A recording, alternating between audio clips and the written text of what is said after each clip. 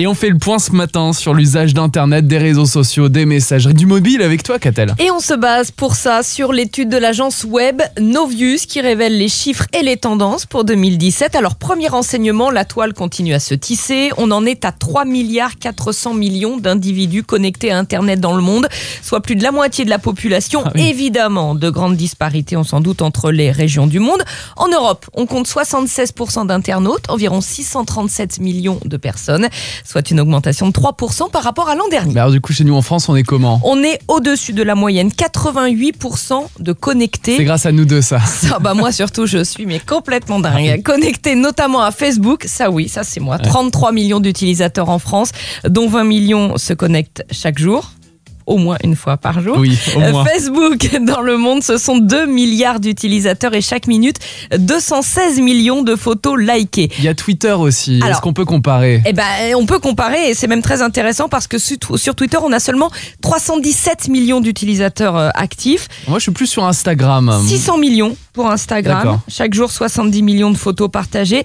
Donc, Facebook devance encore largement les autres réseaux et n'est pas un réseau de vieux. Non, parce que c'est ce qu'on entend parfois, mais non. Selon une récente étude américaine, les jeunes de 18 à 34 ans passent en moyenne 2,5 fois plus de temps sur Facebook que sur Snapchat, par exemple.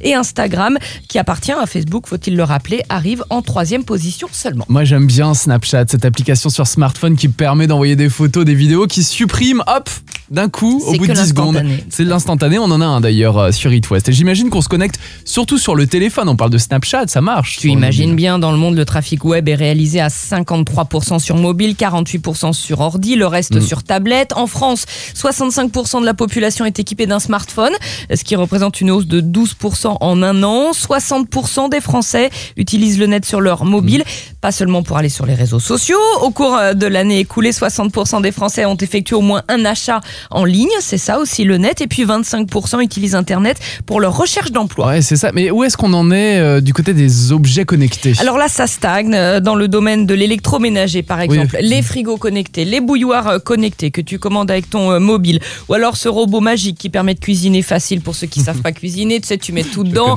tu suis la recette et puis hop là, t'es un vrai cordon bleu. Eh bien, ces objets représentent encore moins de 1% des ventes. Alors, il y a quand même un domaine où les objets connectés continuent à se développer, c'est celui de la santé. D'accord. Exemple, la montre connectée qui aide les diabétiques à contrôler leur glycémie sans piqûre. Ou alors cette pompe que les jeunes mamans peuvent porter sur la poitrine pour faciliter l'allaitement et surveiller en temps réel l'alimentation du bébé via une appli smartphone. En tout cas, on est sur Internet, ça surfe, On est ça s'arrête ultra jamais. connecté. Voilà, c'est ça, exactement.